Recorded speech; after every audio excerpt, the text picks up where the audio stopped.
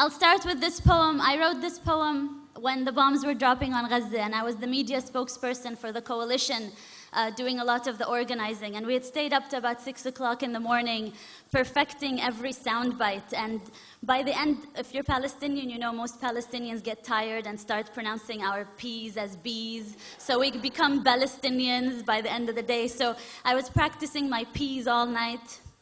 And the next morning, one of the journalists asked me, "Don't you think it would all be fine if you just stopped teaching your children to hate?" I did not insult the person. I was very polite. But I wrote this poem as a response to these types of questions we Palestinians always get. Today, my body was a TV'd massacre. Today, my body was a TV'd massacre that had to fit into sound bites and word limits. Today, my body was a TV'd massacre that had to fit into sound bites and word limits, filled enough with statistics to counter measured response. And I perfected my English and I learned my UN resolutions. But still, he asked me, "Ms. Ziyada, don't you think everything would be resolved if you would just stop teaching so much hatred to your children?" Pause. I look inside of me for strength to be patient, but patience is not at the tip of my tongue as the bombs drop over Gaza. Patience has just escaped me. Pause. Smile. We teach life, sir. Rafif, remember to smile. Pause. We teach life, sir.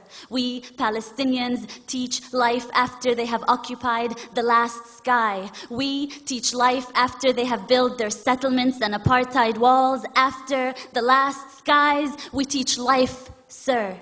But today, my body was a TV'd massacre made to fit into sound bites and word limits. And just give us a story, a human story. You see, this is not political. We just want to tell people about you and your people. So give us a human story. Don't mention that word apartheid and occupation. This is not political. You have to help me as a journalist to help you tell your story, which is not a political story. Today, my body was a TV'd massacre. How about you give us a story of a woman in Gaza who needs medication? How about you? Do you have enough bone-broken limbs to cover the sun? Hand me over your dead and give me the list of their names in 1,200 word limits. Today, my body was a TV'd massacre made to fit into sound bites and word limits and move those that are desensitized to terrorist blood. But they felt sorry.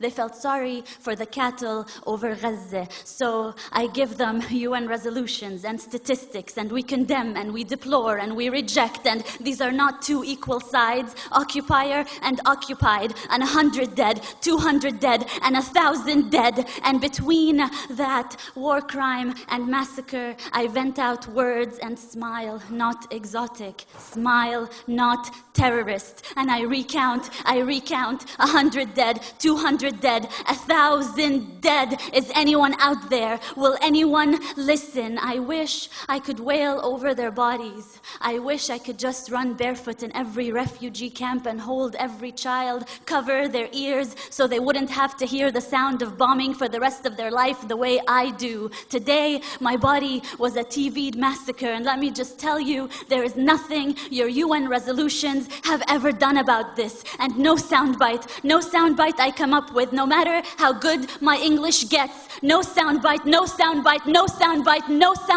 will bring them back to life. No soundbite will fix this. We teach life, sir. We teach life, sir. We Palestinians wake up every morning to teach the rest of the world life, sir.